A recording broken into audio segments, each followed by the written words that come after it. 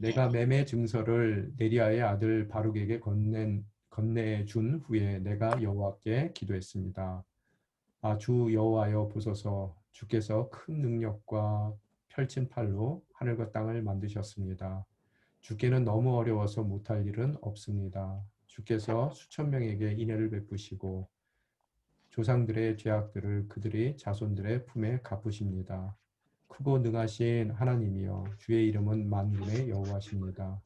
주의 뜻은 위대하시고 주의 일에 능력이 목사님 말씀. 있으십니다. 주의 목사님 말씀. 눈이 사람의 모든 길을 주목하시니 주께서는 모든 사람에게 각각 자기의 행동과 행위의 열매를 따라 갚아주십니다. 이집트 땅에서 그리고 오늘날까지 이스라엘과 모든 인류 가운데 주께서 표적과 기사를 행하시어 주의 이름을 오늘과 같이 되게 하셨습니다. 주께서 주의 백성 이스라엘을 표적과 기사로 강한 손과 펼친 팔로 큰 두려움으로 이집트 땅에서 이끌어내셨습니다. 그들의 조상들에게 주시겠다고 주께서 맹세하신 이 땅, 곧 젖과 꿀이 흐르는 땅을 주께서 그들에게 주셨습니다. 그리하여 그들이 와서 그 땅을 차지하게 됐습니다. 그러나 그들은 주의 목소리에 순종하지 않고 주의 율법을 따르지도 않았습니다. 주께서 그들에게 행하라고 명령하셨던 모든 것 가운데 어떤 것도 그들이 행하지 않았습니다. 그리하여 주께서 이 모든 재앙을 그들에게 거두셨습니다. 서 저 흙 언덕 쌓인 것을 그들이 이 성읍을 차지하려고 왔습니다. 이 성읍은 칼과 기근과 전염병을 보았습니다. 갈대아 사람의 손에 이 성읍이 넘어갈 연결이 것입니다. 잘안 주께서 되네. 말씀하신 일이 일어났습니다. 보소서 진짜다. 주께서 그것을 보고 진짜. 계십니다. 여호와여, 장, 그런데 이 성읍이 갈대아 사람들 너무 손에 그거를 많이 넣었어. 주어졌는데도 물을 좀 주께서는 내게 은을 주고 그 밭을 사고 증인을 세우라고 말씀하십니다. 그때 여호와의 말씀이 예레미야에게 임했습니다. 보아라, 나는 모든 육체의 하나님 여호와다. 내게 너무 어려워서 못할 일이 있겠느냐. 그러므로 여호와가 이렇게 말한다. 내가 이 성읍을 갈대아 사람들과 바벨론 왕 느부갓네살의 손에 넘겨줄 것이다. 그가 이것을 연결이 안 취할 좋네. 것이다. 이 성읍을 공격하는 갈대아 사람이 이 성읍에 와서 불을 지를 것이다. 그들은 지붕에서 바알에게 분향하고 다른 신들에게 전제물을 부어 나를 화나게 했던 사람들의 집과 함께 이 성읍을 태워 버릴 것이다. 이스라엘 자손과 유다 자손이 그들의 어린 시절부터 내 눈 앞에서 악한 짓만 했다. 이스라엘 자손들은 그들의 손으로 만든 것으로 나를 화나게 했다. 여호와의 말이다. 건축한 그날부터 오늘까지 이 성읍이 내 노여움과 분노를 일으켰기 때문에 내가 이것을 내 눈 앞에서 없애버릴 것이다.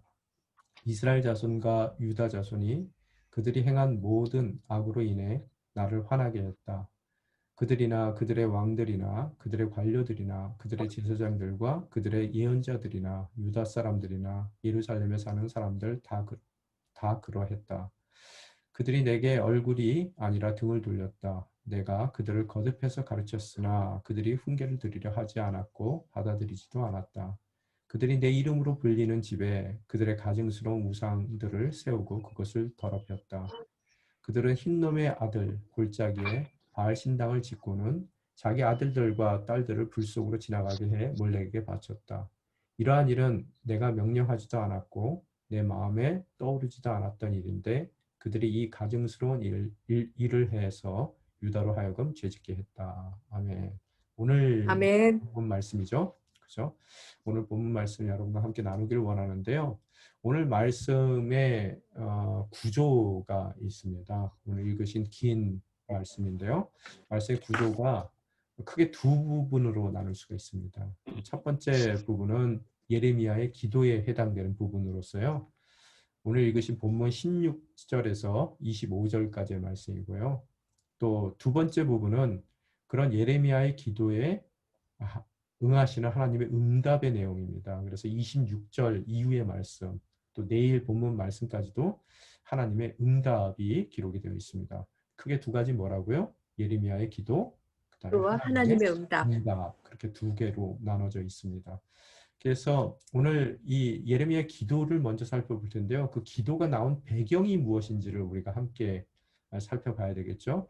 그래서 어떠한 상황 가운데 어떠한 시기에 그가 기도를 하고 있을까? 어떠한 사건 가운데 기도를 하고 있을까? 배경을 살펴보면은 오늘 여러분이 읽으신 16절 첫 번째 절의 말씀에 보면은 바룩에게 건네준 후 예레미야가 기도를 시작했다라고 기록이 되어 있어요.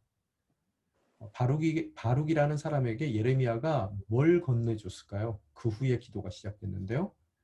뭘 건네줬어요?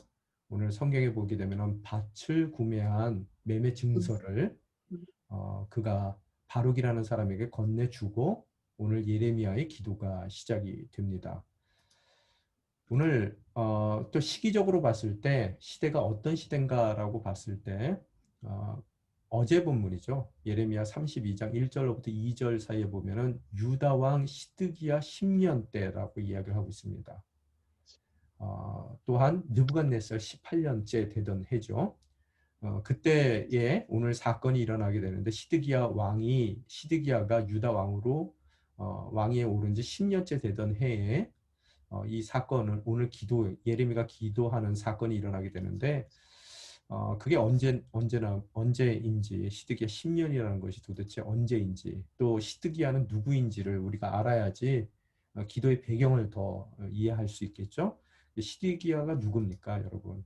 유다 대왕. 왕국의 마지막 왕이에요. 그죠? 시드기야를 끝으로 해서 유다 왕국은 역사에서 인류의 역사 가운데서 완전히 사라져 버립니다. 마지막 왕이었죠. 그런데 제가 늘 우리 설교할 때마다 드리는 말씀은 뭐냐면요. 이 시드기야를 이해하기 위해서는 요시야를 알아야 돼요. 요시야 왕. 들어보셨죠? 네. 요시야 왕은 어떤 왕이에요? 가장 다윗 다음으로 그래도 하나님께 좋은 평을 들었던 왕이에요. 그래서 8살 네. 때 왕이 올랐지만 그가 하나님을 사랑했고 또 모든 우상들을 유다 왕국에서 없애고 또 성전을 재건하는 일을 다시 한번 깨끗게 하는 일을 했었던 개혁의 아이콘입니다.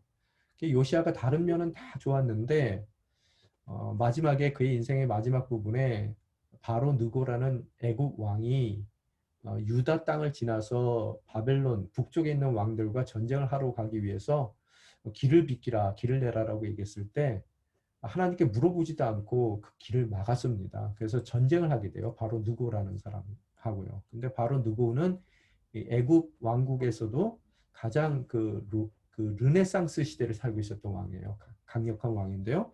그래서 고대 시대 전쟁 중에서 가장 유명한 갈기미스 전쟁이라는 게 있습니다. 그 갈기미스 전쟁에서 그가 하나님께 물어보지도 않고 전쟁터에 나가서 길을 막았었다.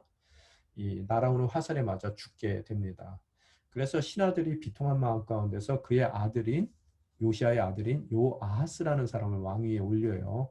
그런데 그는 반애국적이겠죠. 자기 아버지가 애국 왕에게 죽었으니까요. 그죠? 그런데 불행하게도 그는 3개월 만에 다시 쳐들어온 바로 누구에 의해서 폐위당하고 그의 형제인 엘리야김 후에 바로 누구가 엘리야김을 여호와김이라는 이름으로 바꾸는데요. 그 사람으로 왕이 바뀌게 됩니다. 근데 여호와김 같은 경우에는 굉장히 악한 왕이었었어요. 11년 동안 왕위에 오르게 되는데 여호와김의 배경이 되는 중요한 인물이 다니엘이죠. 그죠? 다니엘이 이때 여호와김이 바벨론에 잡혀갈 때 함께 잡혀가는 그런 일이 벌어지게 되는데 11년 후에 그가 바벨론 왕에게 잡혀가는 그 일을 통해서 폐위되고 그의 형제인 여호와긴이 왕이 됩니다. 근데 여호와긴은 왕이 되자마자 또 그도 뭐 오랜 시간 왕 노릇을 하지 못해요. 3개월 만에 폐위당하고요. 그의 삼촌이었던 즉 요시아의 형제였던 시드기야가 왕위에 오르더라는 거예요. 오늘 이 흐름 가운데서 보실 수 있는 것은 뭐 왕의 이름은 많이 열거됐지만 이 기간이 20여 년밖에 안 됩니다. 요시아의 죽은 이후에 유다 왕국은 극도로 쇠약해지게 되는 것이고 결국 바벨론에 의해서 망하게 되더라는 거예요. 오늘 그런 시드기야가 배경이 나오는데요. 시드기야의 11년째 되던 해에 왕이 오른 지 11년째 되던 해에 바벨론에 의해서 유다 왕국이 망하게 됩니다. 그런데 오늘 성경에는 11년째를 우리가 연도수로 얘기하면은 BC 586년에 망하게 돼요. 그죠? 근데 11년째가 BC 586년이라면 오늘 사건의 시드기야 몇 년이라고 그랬어요? 오늘 사건이 일어나는 게 10년이라고 그랬죠? 그 10년에 오늘 사건이 일어나는데 멸망당하기 그러면은 몇 년 전이에요? 1년 1년 뒤. 전이라는 거예요. 그죠? 그래서 아마도 BC 588년 혹은 587년경에 오늘 사건이 일어난 것 같습니다. 그래서 멸망당하는 바로 그쯤에 오늘 예레미야가 기도하는 사건이 일어나게 되더라는 거예요. 오늘 그 사건의 배경 가운데서 무슨 일이 일어납니까? 유다 왕국이 멸망 직전의 상황에 처하게 돼 있죠. 그래서 아까 본문에 보게 되면은 시드기야 왕 10년째에 어떻게 된다고요? 바벨론 군대가 어디를 포위해요? 예루살렘을 포위하고 있더라는 거예요. 그래서 지금 풍전등화라 그러나요? 그래서 네. 지금 거의 이제 유다가 멸망하기 직전의 상황 가운데 한 587년도에 이제 막바지의 모습을 보고 있습니다. 그때 2절에 앞에 어제 본문 말씀 가운데서 나온 것 같이 바벨론 왕의 군대가 어떻게 했다고요? 예루살렘을 홀. 포위하고 있었어요. 이제 망하려고 포위당하고 있는 입장 가운데 설상가상으로 예레미야가 감옥에 투옥이 되어 있습니다. 2절의 말씀에 의하면은. 2절에 보면은 뭐라고 써있냐면 예언자 예레미야는 유다 왕의 집 경호대 뜰에 갇혀 있었습니다. 뭐 경호대라는 것은 우리나라 지금 말로 의하면은 중앙정보부 정도 되는 거겠죠, 그죠? 안기부 정도 되는 거겠죠. 그 뜰에 그가 갇혀 있더라는 거예요. 오늘 이 극박한 상황이 이해가 됩니까? 유다 왕국 자체가 망하게 생겼고요, 나라적으로는요.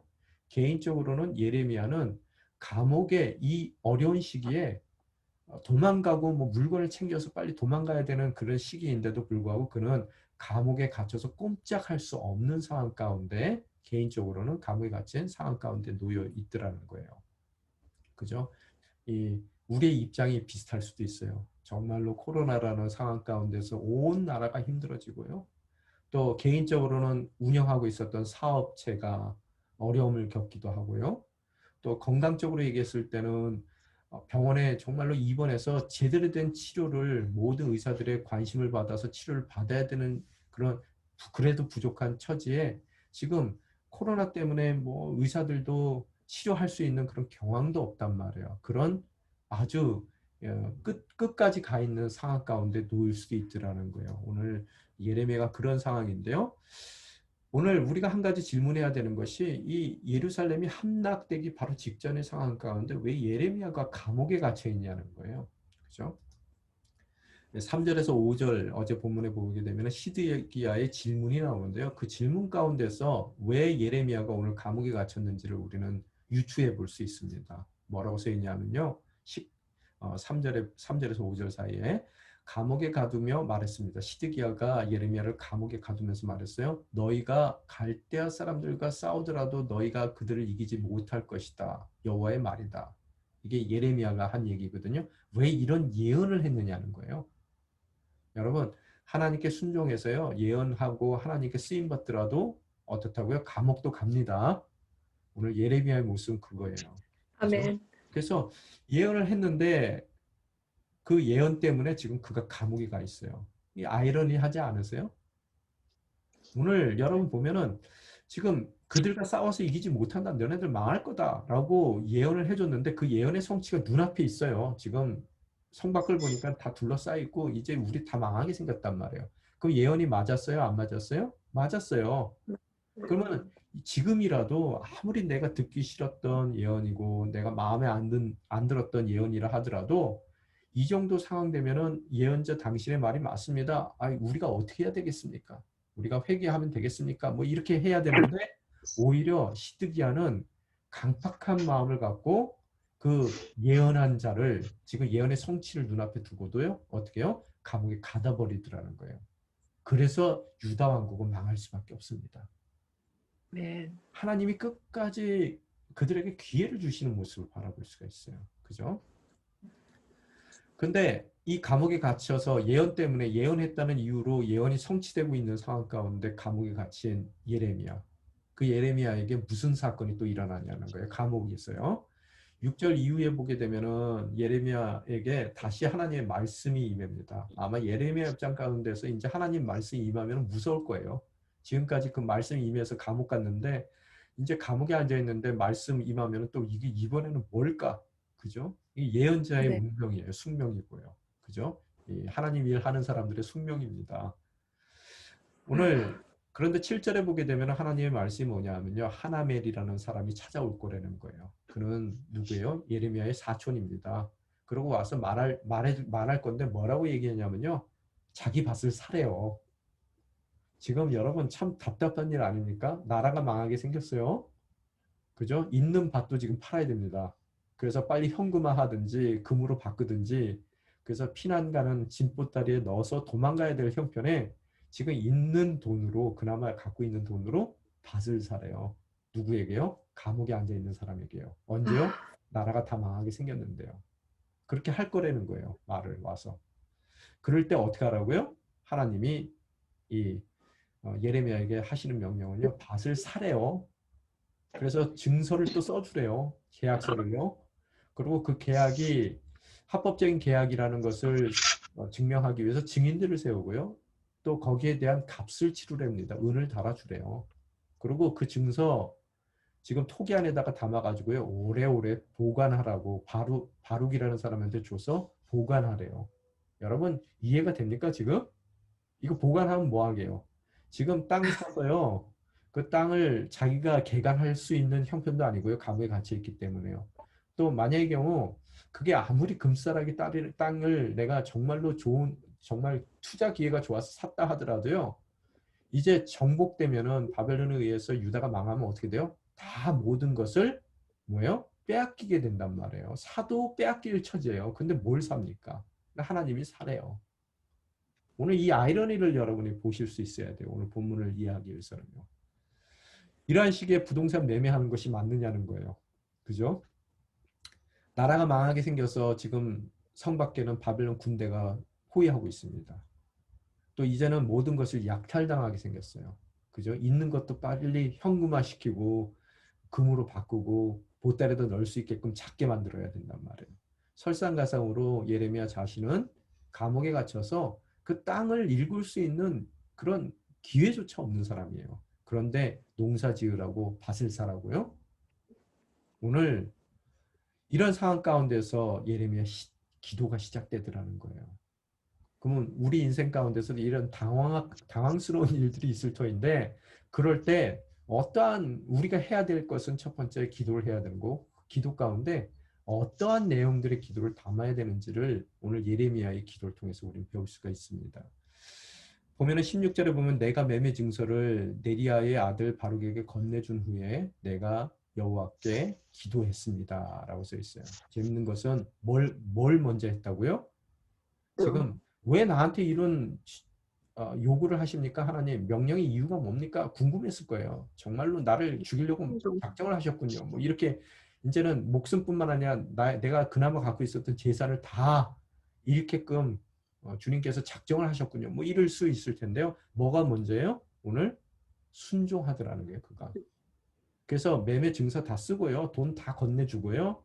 바룩에게 그 매매 증서를 토기에 넣어서 오랫동안 보관하도록 건넨 후에 그는 기도했어요. 먼저 순종했어요. 하나님이 하라는 거 무슨 뜻인지 알지도 못하고 당황스럽지만 순종했단 말이에요.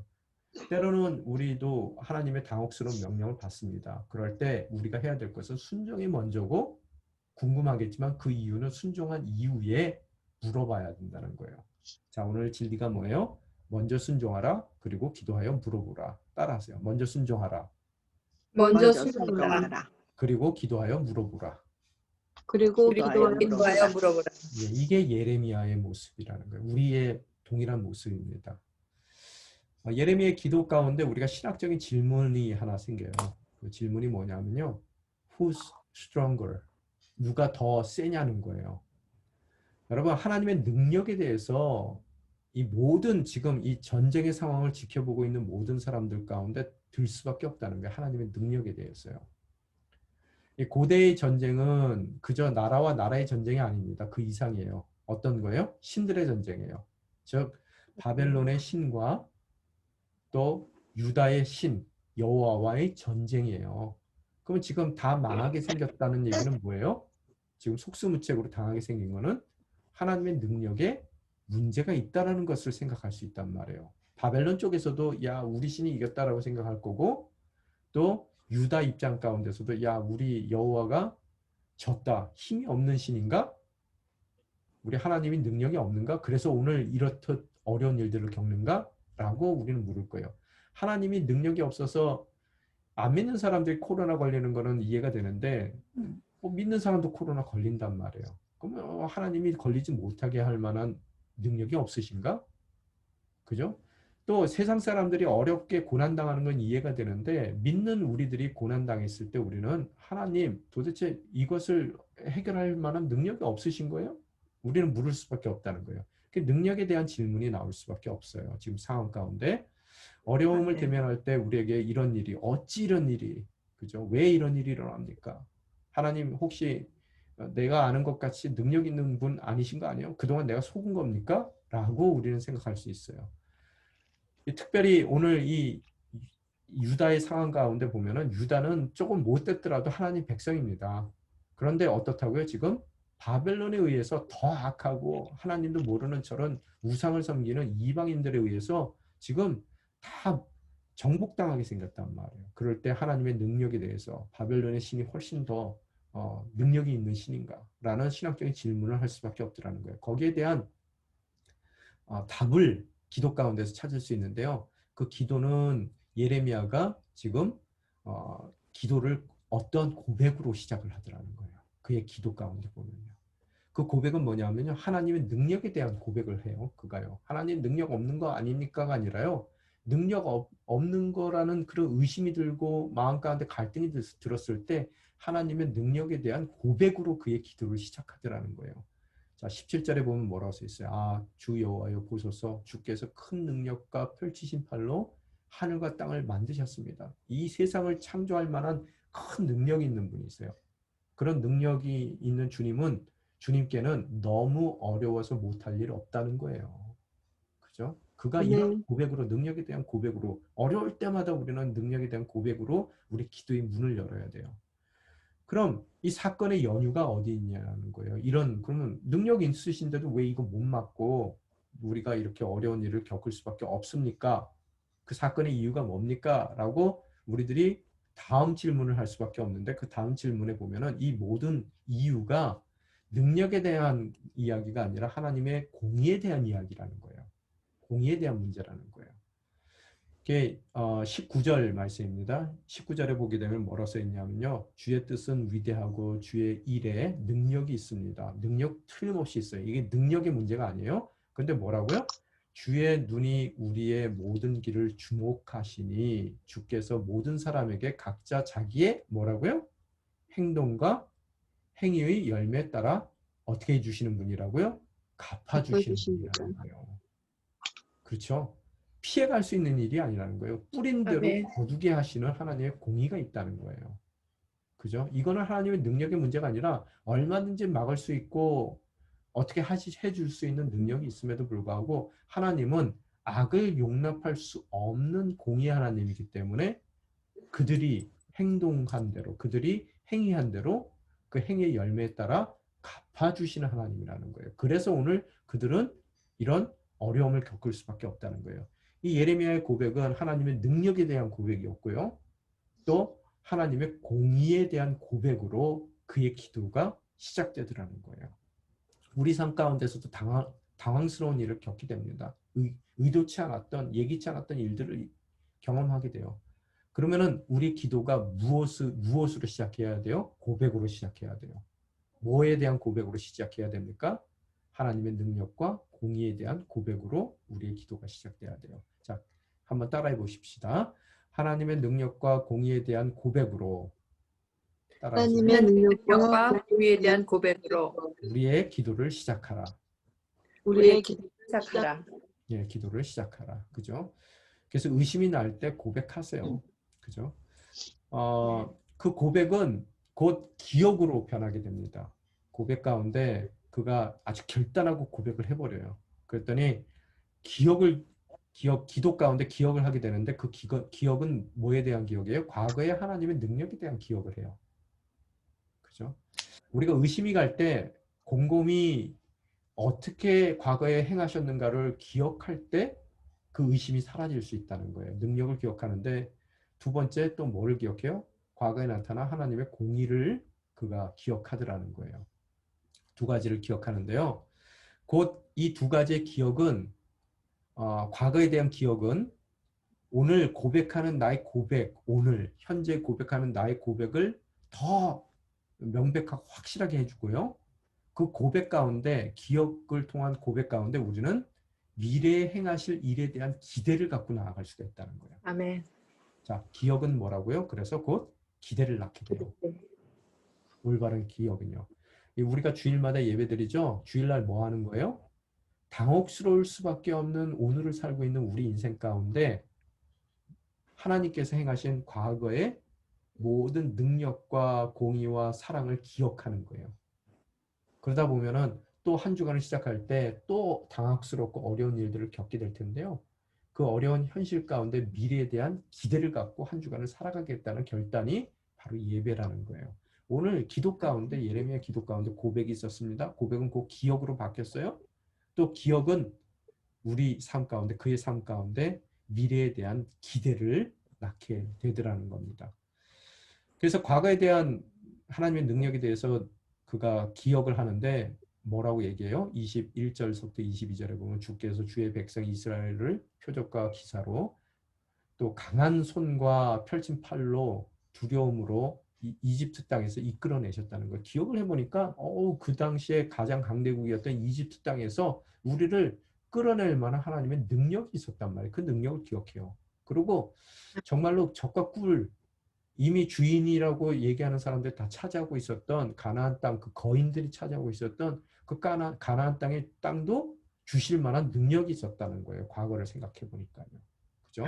또 과거에 그분의 능력만 있는 게 아니라 공의도 틀림없이 있었어요. 능력으로 다 해결해 주시기도 했지만 때로는 공의 가운데 어려움을 겪기도 했어요. 이스라엘 백성들이. 뭐라고요? 그러나 그 허락하신 땅 가운데서 그들은 순종하지 않았고 또 하지 않은 게 있어요. 뭘 하지 않았어요? 율법을 따르지도 율법을 않았어요.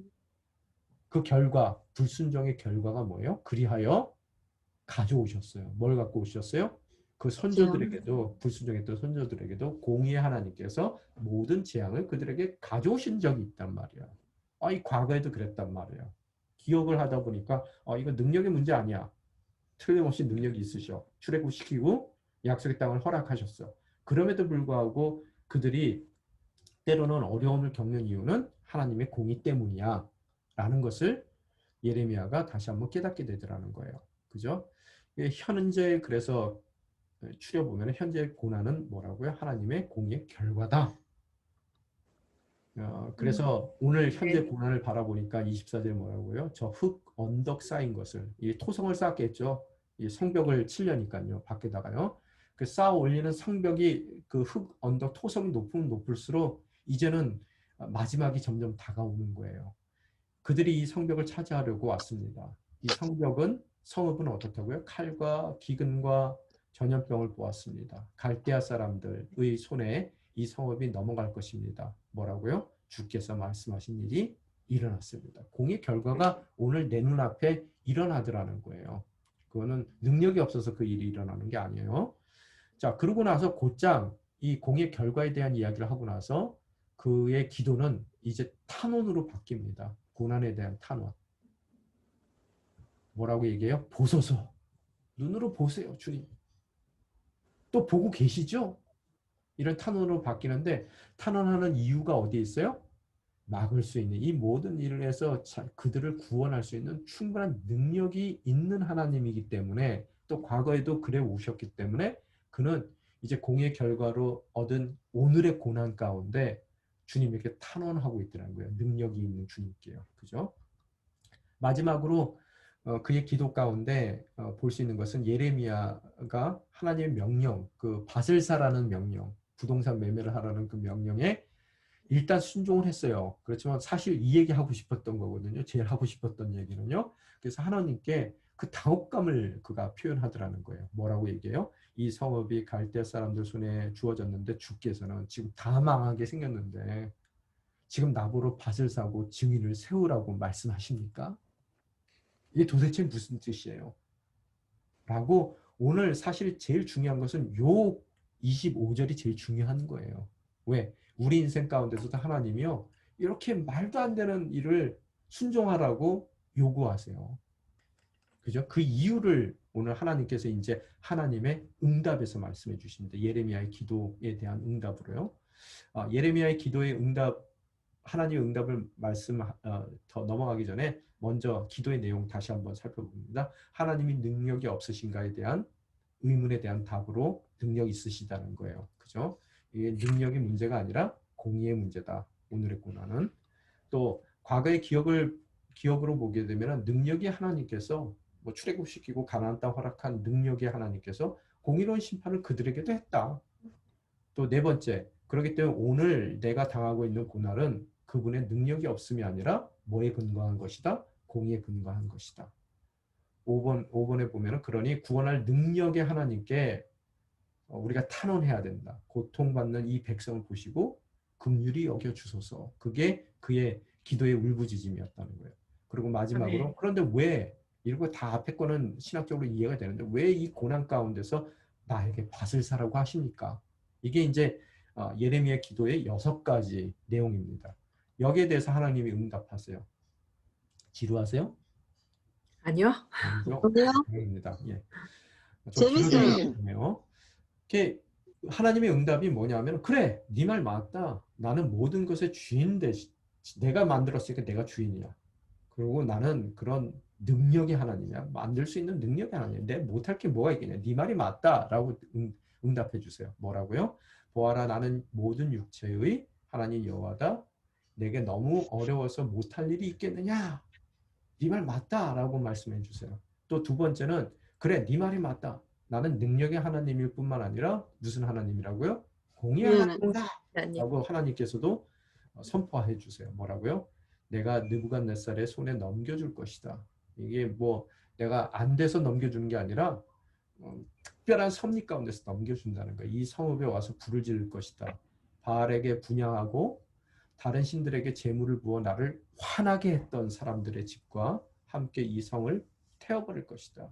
내 눈앞에서 악한 짓만 했다. 그들의 손으로 만든 것으로 나를 화나게 했다. 뭐라고요? 공의의 하나님에게 불의한 그들의 모습으로 인해서 화를 나게끔 했다는 거예요. 하나님이 분노하게끔 했다는 거예요. 그죠? 그렇기 때문에 그들은 오늘 그러한 어려움들을 공의의 하나님의 그 속성 가운데서 그분을 화나게 했기 때문에 그 일을 심판받을 수밖에 없다는 것을 하나님께서 다시 한번 확인시켜 주십니다. 그러고 나서 오늘 능력의 하나님, 공의의 하나님일 뿐만 아니라 하나님은 한 발 더 나갔어요. 나를 오래 참는 하나님이라는 거예요. 그렇죠? 긍휼의 하나님, 오래 참으신다는 거예요. 그러면서 하시는 말씀이 시기적으로 봤을 때 너희들이 그 죄악을 범한 것이 이게 오늘날 잠시 있었던 문제가 아니라는 거예요. 오래 참았다는 거예요. 언제서부터요? 시기적으로 볼 때 오래 참은 것을 보게 되면 건축한 그날부터 오늘까지. 처음부터 오늘날까지 끝까지 너희들은 한결같이 죄악을 범했다는 거예요. 시기적으로 봤을 때. 그 오랜 기간 나는 너희들을 참아냈다는 거예요. 두 번째, 대상적으로 봤을 때요. 남녀 귀천 없이 뭐 남녀노소 관계없이 너희들 모두가 한결같이 다 죄를 범하더라는 거예요. 하나도 빠짐없이.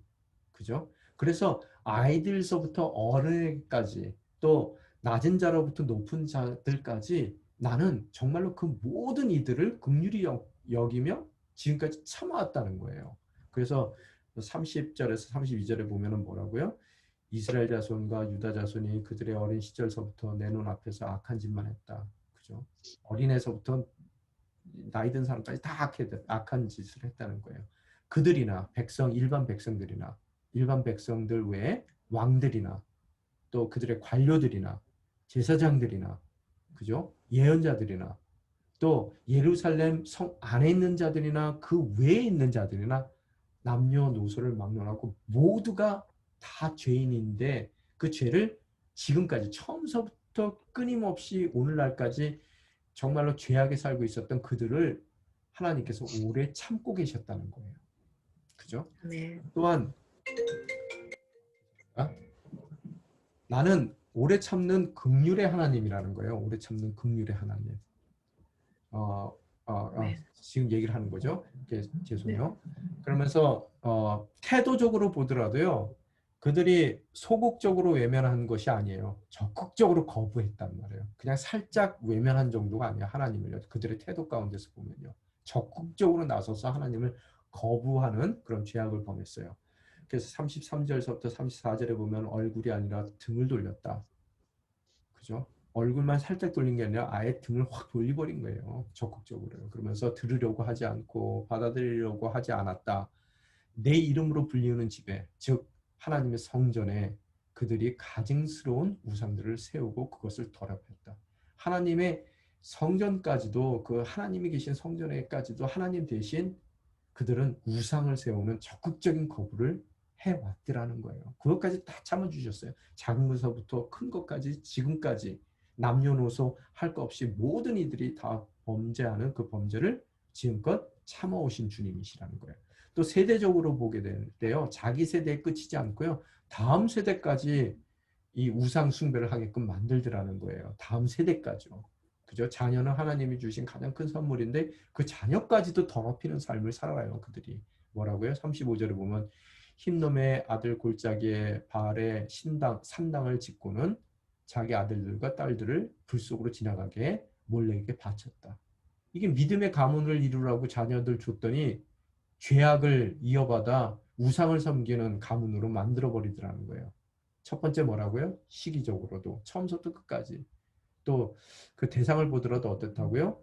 남녀노소 가릴 것 없이 높고 낮음이 없이 모두가 태도적으로 볼 때도 그냥 소극적으로 외면한 것이 아니라 적극적으로 하나님을 거부했고요. 또 세대적으로 봤을 때 자기 세대뿐만 아니라 다음 세대까지도 철저하게 하나님께 죄악을 범하는 그런 이스라엘 백성들을 오래 참으셨어요. 그동안. 이제 더 이상은 안 된다는 거예요. 그래서 오래 참는 긍휼의 하나님이라는 것을 말씀하고 계시더라는 거예요.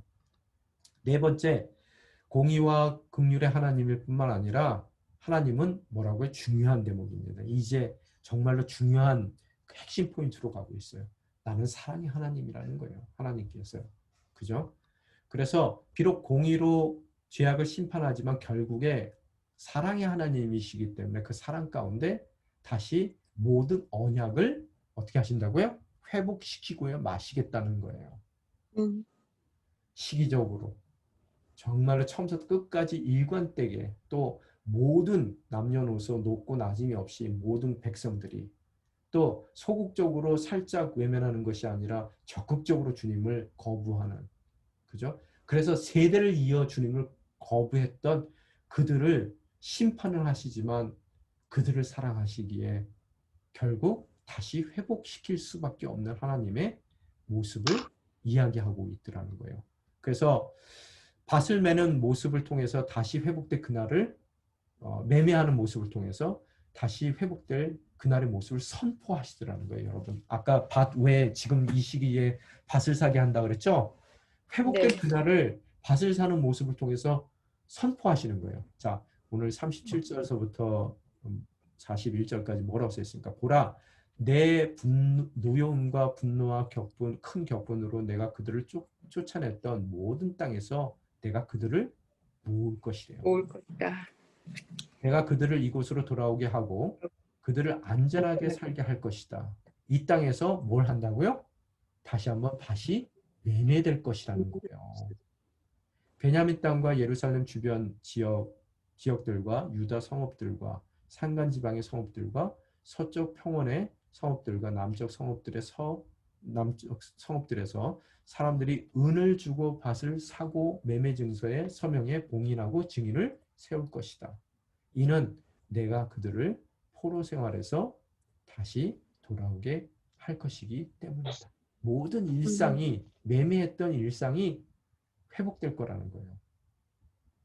오늘 예레미야에게 정말로 그것이 상상할 수도 없을 만큼 이 어려운 심판의 상황 가운데로 내몰리고 있는 그 상황 가운데서 예레미야에게 그 어떤 누구보다도 지금 더 어려운 현실 가운데 감옥에까지 갇혀 있잖아요.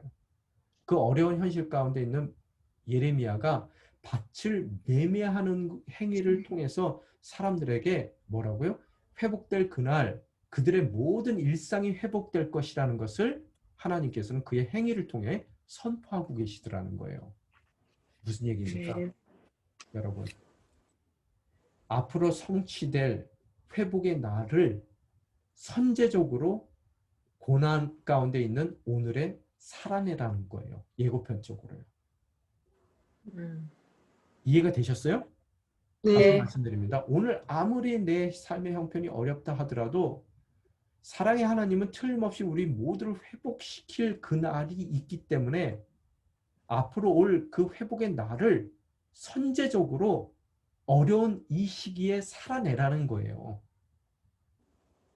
그럴 때 사람들이 나의 그 모습을 바라보고 회복될 날을 그들 또한 기대하게 되는 것이고 그 기대 가운데 어려운 모든 현재의 상황들을 이겨내 나갈 수가 있더라는 거예요. 오늘 우리에게 아멘. 준 말씀이 뭐예요? 코로나 시대. 너무 어려워요. 어떻게 하라고요? 하나님께서 회복시키실 거예요. 아멘. 아멘. 그 회복된 나를 오늘 이 날에 살아내라는 거예요. 그게 아멘. 감옥에 갇혀서 나라 망하게 생겼는데 밭사라고 부동산 매매하라는 얘기하고 똑같습니다. 황당해요. 지금 내가 움켜져도 쪼그리고 있어도 시원찮을 판에 지금 나보러 뭐 하라고요? 라는 당황스러운 질문이 있을 거라는 거예요. 그때 기도해야 돼요. 순종하고 기도하십시오. 아멘. 기도 가운데 선포하십시오. 또 기억하십시오. 그럴 때 기대하게 됩니다. 하나님께서 그런 나의 모든 기대 가운데 기도 가운데 정말로 왜 이러한 부르심의 삶을 허락하셨는지를 설명해 주신단 말이에요. 그죠? 아멘. 바로 그거예요. 오늘 아멘. 내용은요. 결론 얘기합니다. 우리의 질문, 왜 하나님께서 그 백성에게 고난을 주시니까 능력이 없으신 하나님이세요? 우리의 정답, 하나님의 능력에 관한 것이 아니라 그것은 하나님의 공의에 관한 것이다. 능력에 관한.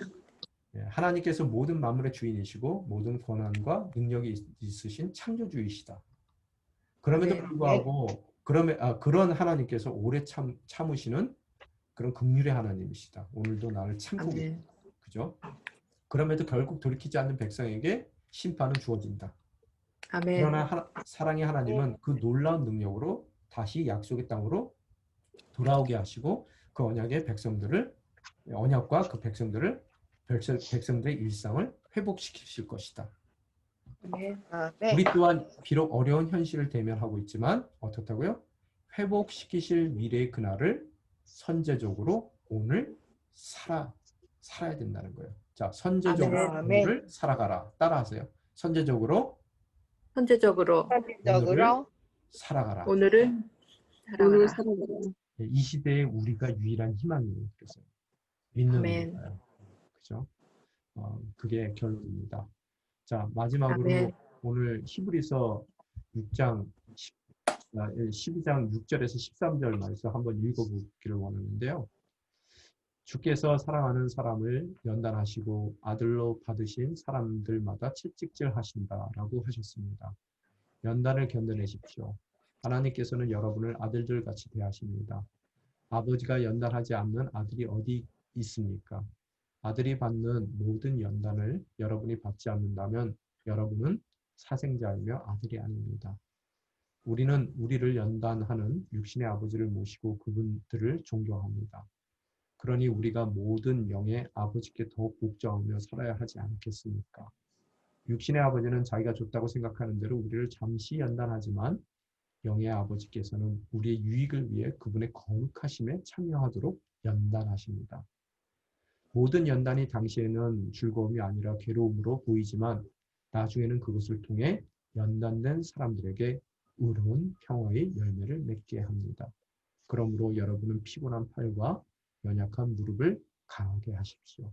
아멘. 그리고 여러분의 발을 위해 길을 곧게 하십시오. 아멘. 아멘. 바로 우리에게 아멘. 주어진 오늘의 사명이에요. 선제적인 삶을 살아야 됩니다. 미리 아멘. 앞으로 회복의 날을 사시는 것으로서 한 주간의 삶 가운데 특별히 어려운 우리 환우들, 주변의 환우들에게 그들의 회복의 날을 기대할 수 있는 그런 희망의 삶이 되시기를 주님의 이름으로 축원합니다.